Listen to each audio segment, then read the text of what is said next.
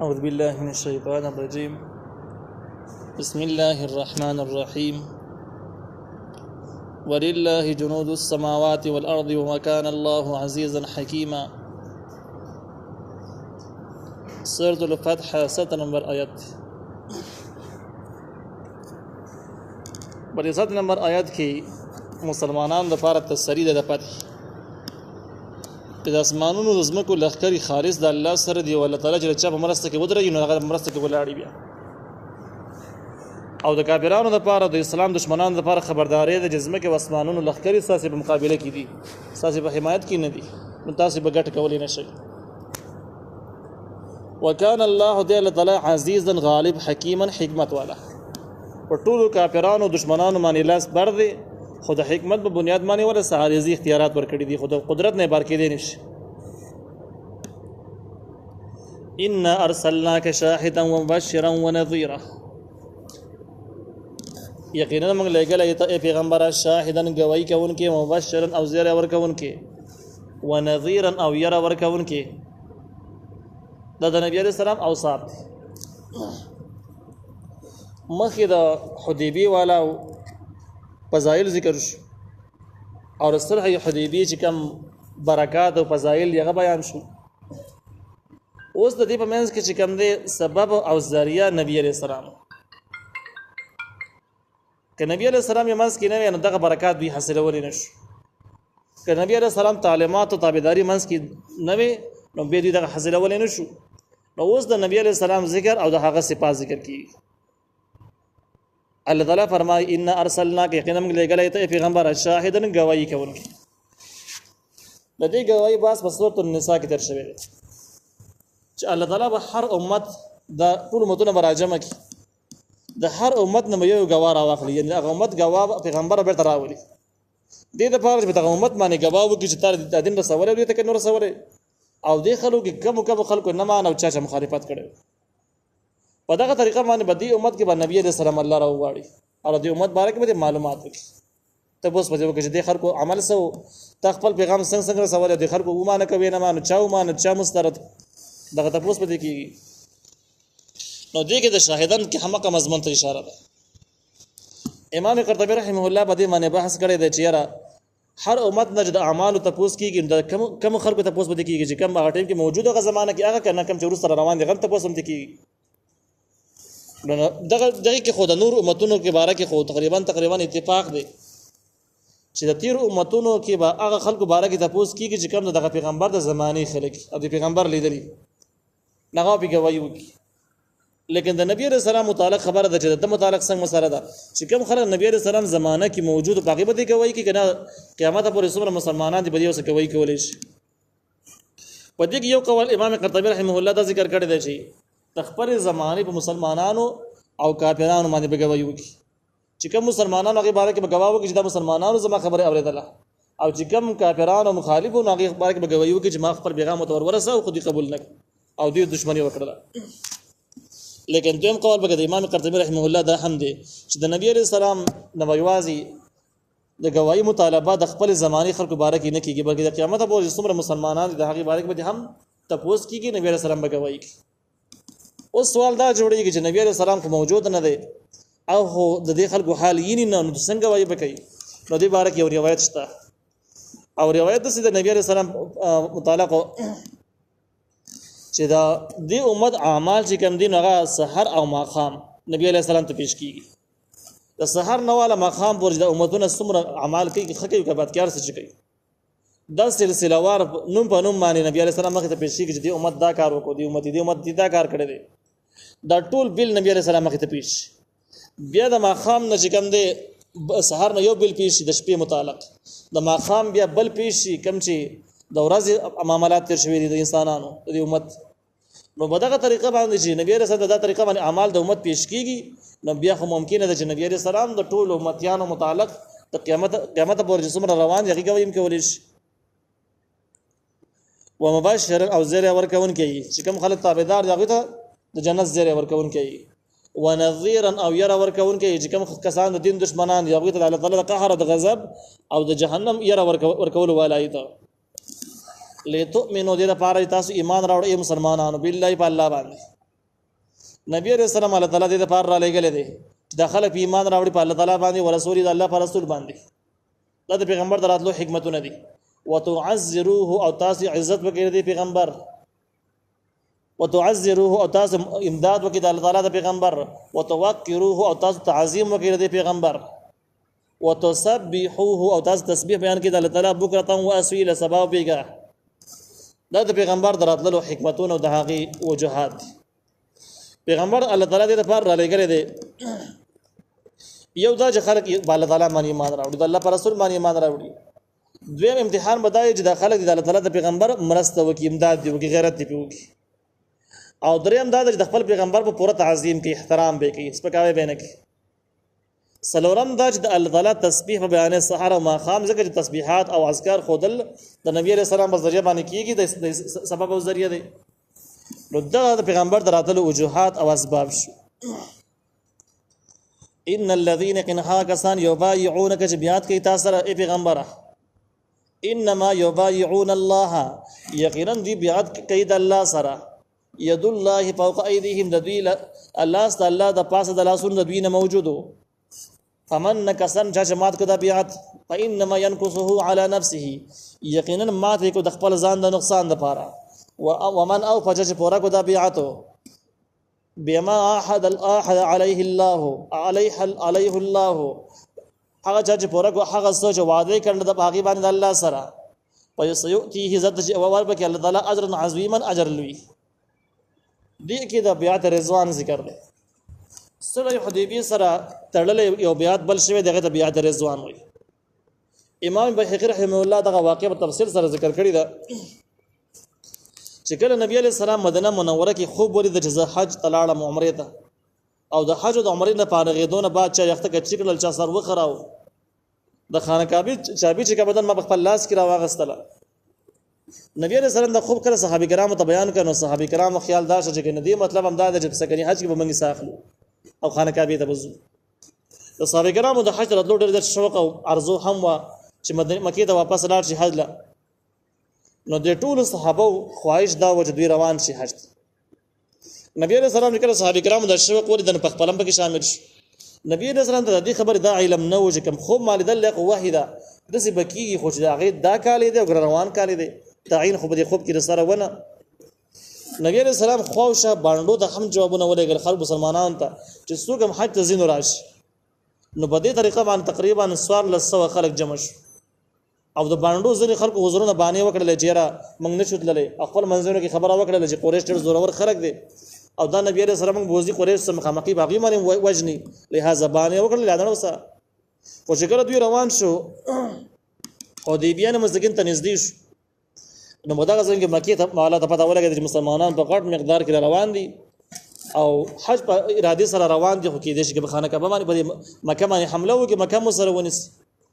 نو دوی کسان ولګل د خالد بن ولید مشره کې او دوی نبی رسول الله ته مخه بند کړ. بلده نو مزګین کې دي خلکو خپل ځان ډیرا کو اصلحي ور سره ویلاره بند کړ. دوی مخکې نه پرې خودل. نبی رسول الله دغه ځین کې د حدیبیه طرف ته لاړ ډړې وهله کې ناستل. دوی د جنگ په موقع کې جنگ په پوزیشن کې خودیونه صحابه کرامو نه مشوره واخیسته چې وسه کو په دې کسانو حمله کو کنه نه کو وسته. ابو بکر صدیق مشوره دا و چې په دې کسانو حمله نه کو، موږ د حج باندې راوتلی او لہذا دومره به وګو چې بس مخکې بلاد شو حج ده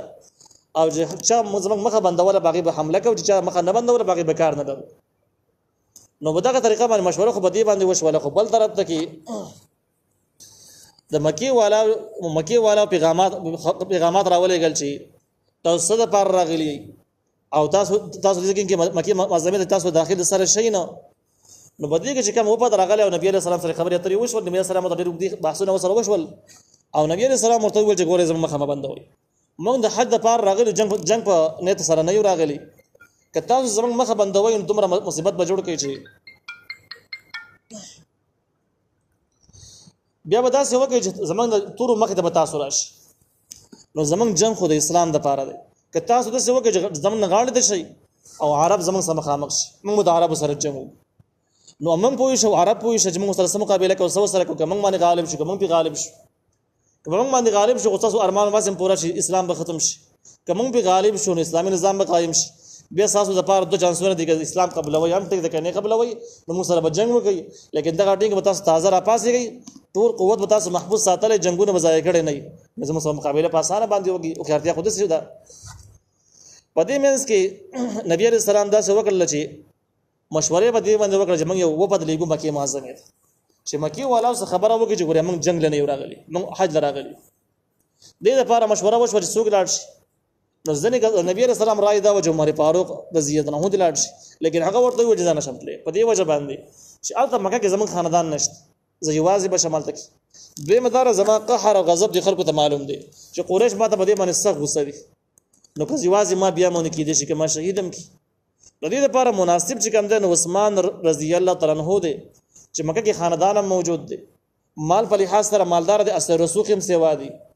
او دغه نه علاوه چې کوم دي اخلاق او مزاج هم بيخي نرم دي خلکو سره مینم ډیره زیاته کوي نو که دی لاړ شي مناسبه د خبره وسره وکي عثمان رضی الله تعالی عنہ لاړو اول بلدخ کې دا کافرانو څخه خبره وکړه چې کوم لاره بند کړي او خو خبره وانه ورېدله دا غینه مخکې لاړ مکه معظمه ته مکه معظمه ته چې کله داخل شو نو د قریش یو سردار هغه د سره ملاو شو د قبیله سعیدیه چې کومه مشهوره قبیله ده په عربو کې دا هغه سردار سره ملاو شو ورته ویل سره پار راغلی هغه ته غونډه قصه وکړه دوست ورته ویل بس ما سره راځه خپل کور ته بوته خپل اسی ورلور او ورته ویل چې بس ټیک ته صحیح ده او د ټول سردارانو سره ملاو کو لیکن ټول سردارانو ته چې عثمان رضی الله عنه پیغام واورو چې موږ حج عمره د پاره راغلی او جنگ د پاره نه یو راغلی زمو سره جنگ تاسو مکه و جنگونه هم خراب کی موږ پرې د عربو سره جمع عربو سره جنگونه وکړو او خپل خبرو سره صفاګو تاسو شاته پاتې لیکن خلکو ویل نه کوم تاسو سره جنگونه کو زمون روب کمیږي بیا زمون عربو کې کوم شهرت د جنگونو دی خرابي موږ سره خامخا جنگ کو تاسو حج عمره ته نه پرې عثمان رضی الله عنه الته کې موجود د درې ورځې سار دی خلکو سره ملاویږي خبره وسره کوي او د سره سره نبی عليه السلام ته ویلو چې کوم غریبانان مسلمانان د هغه هجرت نه دی کړي نشه کولای هغه سره هم ملاو شو غیر تصریح ورکړي په نږدې وختونو کې مکه په حقيقي تاسو به ازاديږي هغه سره ملاقات وکي په دغه طریقه باندې عثمان رضی الله عنه ټول خلکو سره ملاو شو مسلمانانو سره جدا ملاقاتونه وشو د قریش سردارانو سره جدا ملاقاتونه وشو او درې ورځې سفر باندې لاده خلکو څخه خبره کوي له خبره بچا کې زې شوی نه ده چې په دې منځ کې قریش پټ 50 کسان راولې ګل تاسو لاړ شي او د حدیبیه سره یو ځګین کې په غر کې په پټ شي تاسو موقع ساره چې کله مسلمانان غافل شو په نبی عليه السلام به حمله وکړي او دې به شهید دا کسان چې کله رالو حمله لپاره عثمان رضی الله عنه مکه معظمه کې د قریش خلک راغې په نبی عليه السلام شهید کولو لپاره چې کله دوی مخامخ شو د محمد بن مسلمه رضی الله عنه د نبی عليه السلام خاص محافظ دی دغه په مشارې کې چې نبی عليه السلام باندې پیری ولاړ وي دا 50 کسان باندې دوی نظر پرې وته دی ورید شو او په دې 50 کسان باندې صحابه کرام حمله وکړل دا 50 وانه ژوندۍ گرفتار تړلې نبی عليه السلام ترا وسته چې دا کسان په حمله کوله مونږ ونیول نبی عليه السلام دا جیل ته واچول البته چې کله قریش خبر شو چې اعظم کې 50 کسان هم گرفتار شو نو دوی د شکار وکړ چې دا غینه بعد عثمان رضی الله عنه دا غیر لس مسلمانان نور دای محاصره کړ او ځان سره ایثار تاسو به واپس نه ځئ او بده د جیل ته واچول به صلح د پاره کسان راولېګل د سهيل ابن عمر په نوم یو سړی راولېګل دا اوس مسلمان شوی دی چې نبی عليه السلام سره صلح وکړي خبره وسره خپل قیدیان ته آزاد کی او خبره وسره وکړي لیکن په دې میز کې کله 50 کسان گرفتار شول په کافرانو باندې زبردست روب راغی چې دا مسلمانان چې موږ څنګه ګڼل د سینې دي او دا ډېر بهادر خلک دي او په دې جنگ کې زموږ حالت خرابې ته روان یو درته په عربو کې بمروب خراب شي بل درته کې په دې جنگ کې به د مړو سره جنگونو د نقصانونو سره مخامخ شو نو سهيل ابن عمر راولېګو چې نبی عليه السلام سره خبره وکړه صلح او سره وکړه په دې خبره باندې چې سکل تاسو واپس لاړ شئ حج مکوئ روان کړ به تاسو راځي حج لا 3 ورځې به تیری کوي خپل قرباني هم ځان سره راولې کوم حلال کوي حج او عمره نه چې کله وزګار شوي دا غینه بعد به واپس لاړ شي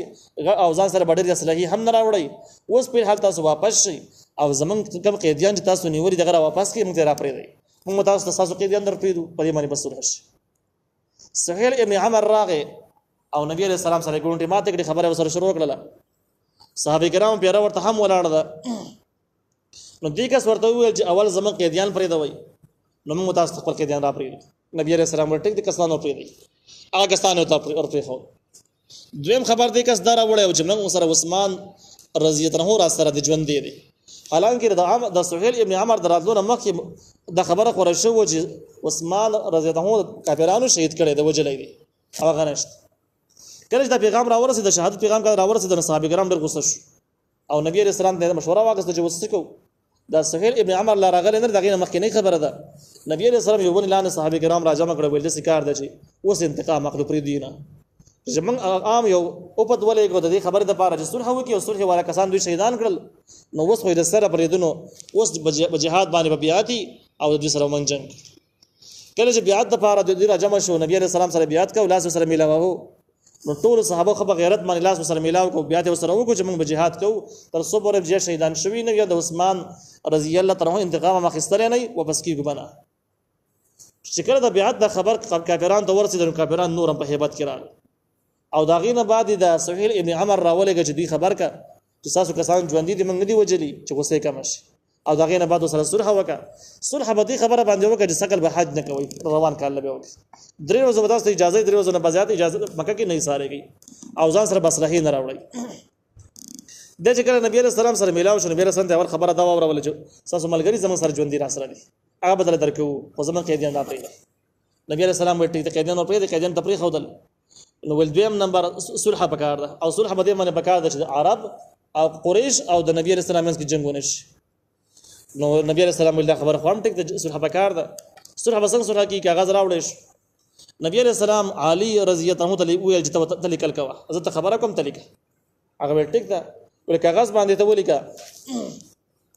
چې دا صلح د محمد رسول الله صلی الله علیه وسلم طرفنا مقرر شوی ده سهيل ابن عمر را پاسه د ول رسول الله تلری کوي کدا تم رسول الله منلې ته موږ د مکی نبی نه است او چې کم ټکه زمنګ تاسو منځ کې اتفاقی نه دی نو ملک نو صحابه کرام ویل جن دغه من خامخلی کو تقبل کړي کیږي علي رضی الله عنه ویل جناز د مالک له زیر سره بس لري کوم نه صحابه کرام را پاسه د وته ول د ټکه لري نه کی کدا ټکه لري کو نو بس بیا بخکار ته ونه کی او بس مخه من صلح سره کوو او چې دوی جنگ کې موږ سره جنگ په دې کې شور شروع دوه سره نوازونه پورته شو نبی رسول الله ورته ویل چې بس صحیح دا ټکی لري علي رضی الله عنه ورته فرمایل چې زین نشم لري کول استانوم زه خړولې نشم نو بده کې نبی رسول الله بده من تاکید وکاو دا ټکی به صحیح په دویمه مسله کې د علي رضی الله عنه په خط بسر کې ولیکل چې بسم الله الرحمن الرحیم سهيل ابن عمر ورته ویل چې بسم الله ملک زګه چې موږ زموږ قبيله کې د رحمان الرحیم موږ نه پیژنو او د دې نمونه د جتی پیژنې موږ ته پته نشته نو کم نمونه چې متنازعه دي هغه کې ملک بسم الله په امر کړه او ورته ویل چې اللهم بسمک اللهم داسې ولیک نبی رسول الله داسې ولیکل بده دوه ځګینو کې لنډه خلاصه دا چې دا خط ولیکل شو دغه ځګینه پوري اغه اخو احد بده معنی وشه چې سهيل ابن عمر ورته ویل داسې وکړي چې احرامونه پرانه زي واپس لاړ شي روان کړل حج راځي صاحب کرام وجه احرامونه سره نه کوله وو او سره واپس کیږي نو صبر حج کړي نه بس jihad بو خیر دی په دې معنی د صحابه کرام او د سهيل ابن عمر بنس کې بیا شروع نبی رسول الله دې بیا خاموش خیر دی واپس پراړ شو او دا خبره واوري نو بیا دا غینه بعد په دې معنی ولي کړي چې سکل به حج نه کیږي روان کال ته براش اغینه اخوا د سهيل ابن عمر نو طرف نه بګ درې شرایط نور عملي کړي شو هغه شرایط دا و چې کم کسان مسلمانان شي مکه